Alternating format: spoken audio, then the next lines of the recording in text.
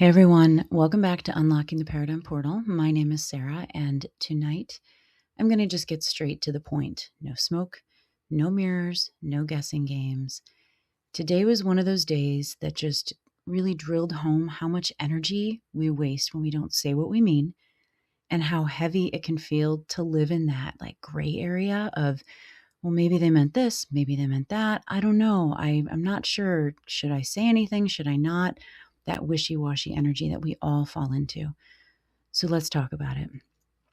I don't know about you, but I am just over. I've been exhausted, and I am over mind reading and trying to decipher vague messages or tiptoeing around what I really want to say, because there is a cost to that, and it is very real, and it is draining.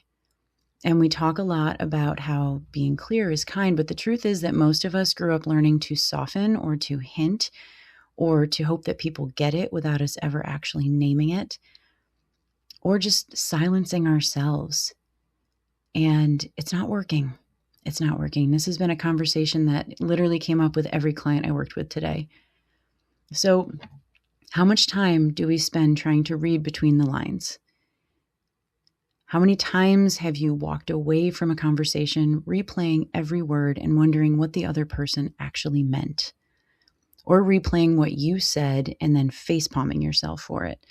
That's not connection. That's emotional detective work, and it is exhausting. And when we're constantly guessing, nobody is getting their needs met. So I've thought about this. Why do we do this? And why is being direct really hard? Sometimes it's fear. Everything often goes back to some kind of fear of conflict or of rejection or being too much or not being enough. It can be, again, going back to old patterns and messages that we picked up, whether in childhood or in interactions with others or in the culture, about being nice and keeping the peace and not rocking the boat. And sometimes we don't want to risk being misunderstood, especially if you're someone who has struggled with communicating who you are, what you have to say, what you need, what you want. So we say less. Or we say it kind of like sideways instead of head on. And let's be honest, sometimes it just feels safer to be vague, especially if we're not sure what we mean. And vague is kind of the comfort zone to give you an easy out. But really, what does that protect us from? Really? A moment of discomfort? Or the possibility that we won't get what we want? And sometimes, sure, that happens. But more often, it just keeps us stuck and disconnected.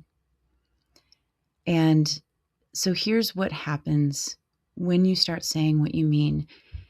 And it's truly beautiful. Things get clearer fast.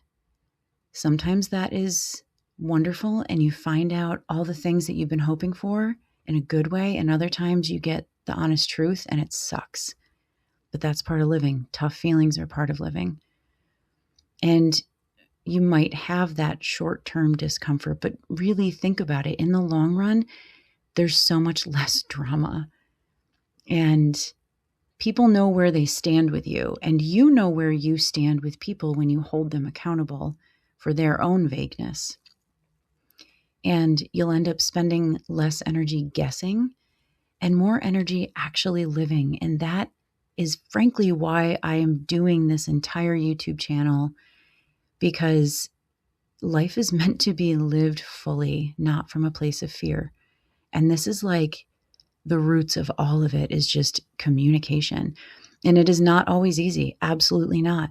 But it is honest, and honesty is where real connection grows. So how do you do it, right? Sounds easy. Putting it into practice seems daunting. However, I will say once you get the ball rolling, it becomes easier and easier when you see how much simpler everything becomes when you are just direct. And let me just side note this. Direct does not mean being an asshole. That's not direct. So before you speak, pause. One of my favorite phrases with people is that there is power in the pause. And before you say anything, ask yourself, what am I going to say? And is that what I really mean? And is this what I really want to say? And if if it's even a little bit wishy-washy, it is okay. I give you permission to say to the person, you know what, I need to sit with that for a minute. And let me kind of gather my thoughts. Can I get back to you? That is clear communication instead of just avoiding or giving an offhanded answer. And also, just whatever you decide to say, if it's something that is nuanced in a way of trying to elicit an emotional response from someone, sit with that. Like, is that how you want the connection to be? Or is that your own wounding that's kind of coming out? And this is why that pause is so important, because you get to be very clear and direct with your words. So if you're worried about coming off too blunt, remember this: clear is kind, even if it's a little uncomfortable. And a lot of that comes with the tone that you use and showing someone that you are being very intentional with your words and using very simple and direct language, like, this is what I need, or I feel X about Y, whatever that is. Or if someone says something and it sounds a little bit off, you can either take it that way, or you can choose to go, hey, I realized that you said this, and this is how it came across to me. Did I read that right? Or if you say something and you feel like an asshole afterwards, it's okay to follow up. Instead of like hemming and hawing and ruminating on it, it's okay to follow up and say, I realized I wasn't as clear as I wanted to be earlier, and that may not have come across the way I intended. So let me clear it up. And you may find that the person didn't read into it the way that you thought they would. So think of just like, let's start small.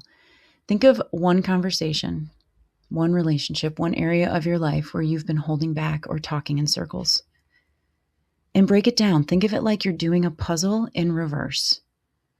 So you've got this full puzzle, and take the pieces apart. And if you've been holding back or having these looping conversations, what's going on there? Is it you don't feel that you're being heard? Is it you feel like your point isn't getting across the way that you want it? Or does it feel like you're really trying to avoid saying what you really want to say, to be nice, to be seen as a good person, whatever it may be? And what would it look like to just say what you mean? What would that look like? I mean, what's the worst that could happen? And everyone's situation is different. Everyone's scenario is different. And you have to be able to gauge it. So go back and watch about discernment. But what's the worst that could happen?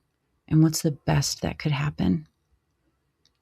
And if you try it, I would love to hear about your experience, because this work is vulnerable, but it is so worth it.